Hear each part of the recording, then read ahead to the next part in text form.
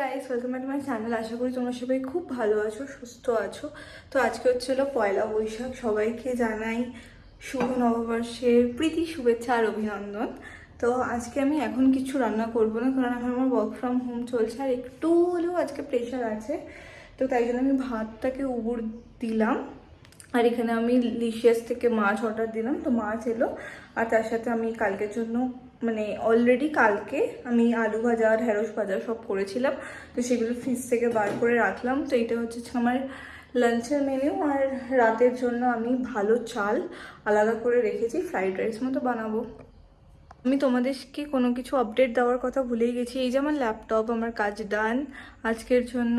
আর তোমাদেরকে বলছিলাম না, সুইগি থেকে আমি অর্ডার দিয়েছি মতিচুরের লাড্ডু, আমার জন্য না, ঠাকুরের জন্য। বাট হ্যাঁ, ঠাকুরের খাওয়া হয়ে গেলে সেটা আমার কাছেই আসবে। তো সেই বেসিসে হ্যাঁ, আমি নিজের জন্য অর্ডার দিলাম। আর পুরো ফ্ল্যাটটা পুরো মেস হয়ে রয়েছে। তো যাই হোক, এখন আমি বানাচ্ছি মাছের ঝোল, যেটা আমার রাতের খাবার। তো আমি সেটা তোমাদের সাথে শেয়ার করব বলে এখন অন করলাম। আমার খেয়ালই ছিল না যে আমার উচিত তোমাদের সাথে শেয়ার করা আজকে গোটা দিনটা কিভাবে আমি কাটাচ্ছি। কারণ যতই হোক আজকে পয়লা বৈশাখ বলে কথা, তো ওই জন্য আমি ভাবলাম তোমাদেরকে দেখাই। এই দেখো, আমার অলরেডি মাছ ভাজা আলু দিয়ে রেডি হয়ে গেছে। আর এখন মাছের ঝোলটার প্রিপারেশনটা আমি করছি, সেটা আমি তোমাদেরকে দেখানোর জন্য ফোনটাকে নিয়ে নিলাম। দাঁড়াও। এই হলো আমার মাছের ঝোল, যেটা এখন হচ্ছে। আর এদিক ওদিক যাওয়ার জন্য বেচারা লঙ্কাগুলো বালিকা বাঁকড়া হয়েছে। এটার মধ্যে যদি কী কী আছে তোমরা জিজ্ঞাসা করো তাহলে আমি বলছি। এটার মধ্যে টমেটো আছে, পেঁয়াজ আছে, শুকনো লঙ্কা দেখতেই পাচ্ছ, তিল আছে, পোস্ত আছে, আর আদা রসুন বাটা আছে। তো এটা দিয়ে আমি এখন কষাচ্ছি। একটুখানি গাঢ় হলে এটা আমি এখান থেকে অফ করে নিয়ে দেন আমি মিক্সিতে দেব। আর কড়াটা কালো হয়ে আছে কারণ আমি একই কড়াতে মাছ আর আলু ভেজেছি। প্লিজ ডোন্ট জাজ, একা একা এর থেকে বেশি আমার পক্ষে করা এই মুহূর্তে সম্ভব নয় without any house hold help. তো যাই হোক, আমি নিজে যতটা পারছি সামলাচ্ছি, কারণ স্বাভাবিক এগুলো আমারই করা উচিত আর সেটা আমি করছি। তো নিজের খাবার দাবারের দায়িত্ব তো নিজেকেই নিতে হবে, তো ওটাই করেছি। গন্ধটা আনডাউটেডফুলি খুব সুন্দর।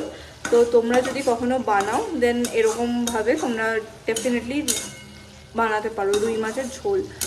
আজকে আসলে ভেতর থেকে হঠাৎ করে বাঙালি আনাটা আমার জেগে উঠলো। আর আমার মনে হলো যে আজকে যদি আমি মাছ না খাই তাহলে আমি খুব বাজে, মানে নিজের সাথে খুব অন্যায় করছি। আর আমি খুব খুব খুব এটা এখানে রাখি, আমার মাছ খুব ফেভারেট। তো তাই জন্য মাছ ছাড়া আমি কিছু ভাবতে পারবো না, যেহেতু মাছ অর্ডার দিয়ে আমি আনালাম। তো এই হলো পুরো ব্যাপার। এবার এইটার মধ্যে আমাকে নুন অ্যাড করতে হবে, হলুদ অ্যাড করতে হবে, এগুলো সমস্ত কিছু অ্যাড করি। দেন মিক্সিতে দেওয়ার আগে আমি তোমাদের সাথে শেয়ার করছি। চলো, টাটা। অফিস করার পর এত ধৈর্য মানুষের থাকে না, কিন্তু কি করব, কিছু করার নেই। এখানে যেহেতু আমি আছি তাই জন্য আমাকে তো করতেই হবে। তো এই কড়াইটার মধ্যেই আমি আবার বানাবো, কারণ কে অত ধোবে। অলরেডি আমার নিজের খাওয়া বাসনগুলো সিঙ্কে পড়ে পড়ে পড়ছে, আমাকে সেটাকেও ধুতে হবে। তো যাই হোক, চলো আমি তাড়াতাড়ি করে এটাকে ঘুরিয়ে নিই। যেহেতু এটা গরম আমি ঢেলে নিয়েছি, দেন আমি রিয়েলাইজ করলাম যে আমি আমার মটকা ঠান্ডা জলটা এর মধ্যে দিই, তাহলে ঠান্ডা গরম মিশিয়ে একটুখানি ব্যাপারটা ইকুয়াল হওয়ার হবে। কিন্তু প্রচণ্ড গরম আছে, ওই জন্য এখন এটা থাকুক 2 মিনিটের জন্য, দেন আমি এটাকে করব। আর এখানে অলরেডি ভাত আছে, তো ভাত আমাকে আর ভাবতে হবে না।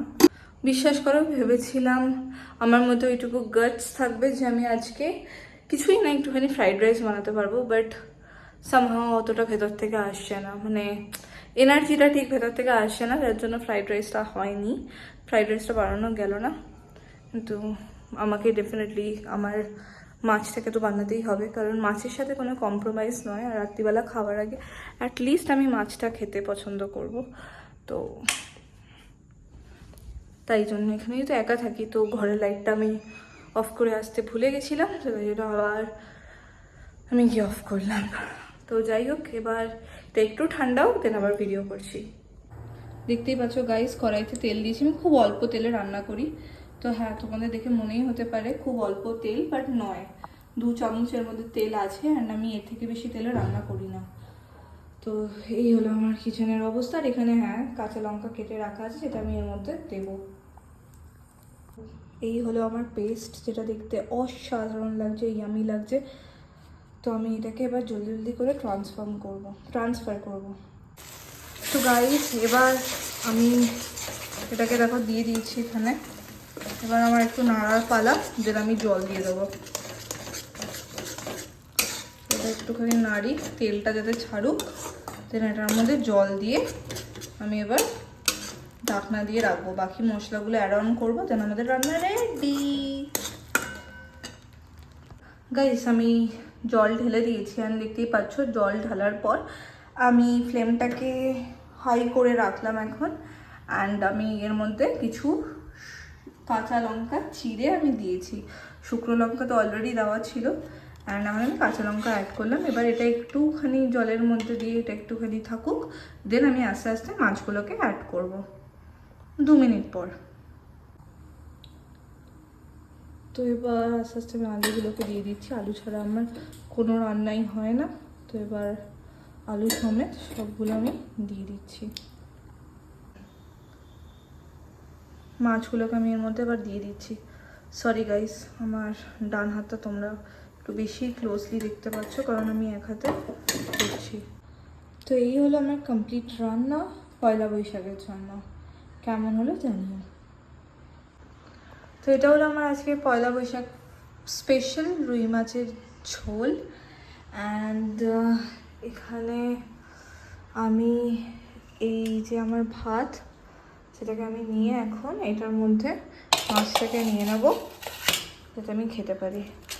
তখন এগুলো করি। তো যাই হোক, এটাই হচ্ছে আজকে আমার মেনু। আমি এর মধ্যে শুকনো লঙ্কাটা কম দিয়েছি, তাই জন্য রেড কালারটা মিসিং। তোমরা যদি চাও তোমরা সেটা অ্যাড অন করে নিতেই পারো।